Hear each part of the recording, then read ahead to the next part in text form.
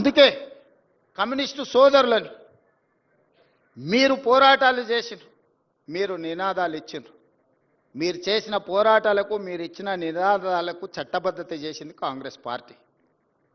రైతు కూలీ సంఘాలు పెట్టి హక్కుల కోసం మీరు కొట్లాడిరు, కనీస వేతనాల కోసం మీరు కొట్లాడిరు. కనీస వేతన చట్టం కాంగ్రెస్ పార్టీ చేసింది.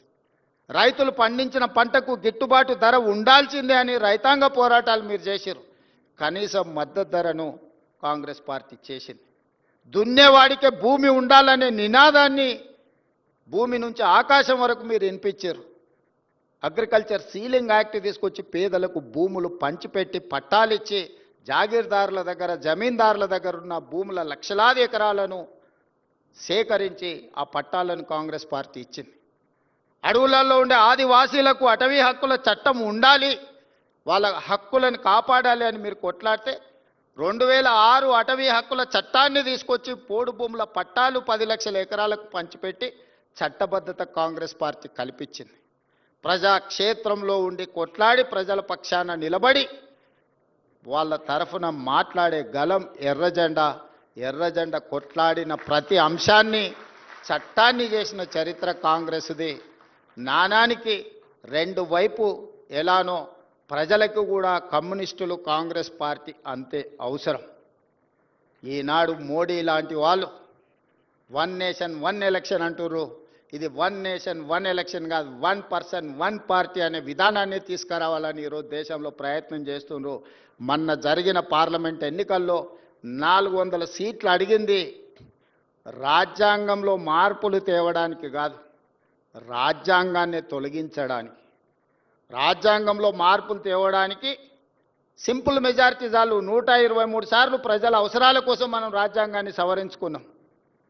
జస్టిస్ సుదర్శన్ రెడ్డి గారు చాలా రాజ్యాంగ సవరణల గురించి వారు ప్రస్తావించారు. డాక్టర్ బాబాసాహెబ్ అంబేద్కర్ గారు రాజ్యాంగంలోనే ప్రొవిజన్ ఇచ్చిండు, ప్రజలకు అవసరమైనప్పుడు ప్రజలకు అనుకూలంగా రాజ్యాంగాన్ని సవరించుకొని ఒక మంచి పరిపాలన అందించడానికి వారు రాసిన రాజ్యాంగంలోనే వారు అవకాశాన్ని ఇచ్చింది. నిజంగా ప్రజలకు అనుకూలమైన మార్పులు తీసుకురావడానికి 400 సీట్లు అవసరం లేదు. రాజ్యాంగాన్ని రద్దు చేయాలన్న దుర్మార్గమైన ఆలోచనతో 400 సీట్లు అడిగితే ప్రజలు సింపుల్ మెజారిటీ కూడా ఇవ్వకుండా ప్రజలు తెలివిగా వ్యవహరించి ఆ పార్టీని నియంత్రించిండ్రు. ఇప్పుడు పరోక్షంగా ప్రజలకు రాజ్యాంగం ద్వారా ప్రసాదించబడిన ఓటు హక్కును కాలరాయాలని కుట్ర జరుగుతుంది. దానికి పర్యాయ పదమే ఎస్ఐఆర్ రూపంలో తీసుకొచ్చారు.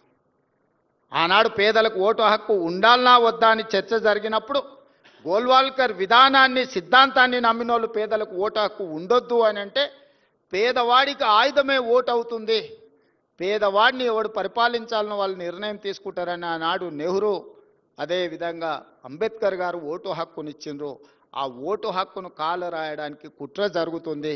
కమ్యూనిస్టు సోదరులు గ్రామాలలో చైతన్యం తీసుకురావాలి. ఈరోజు ఎన్నో విషయాల గురించి మాట్లాడుతున్నారు. మీ తాతలు ముత్తాతలు ఎక్కడ పుట్టినరో వాటి వివరాలు తీసుకురండి.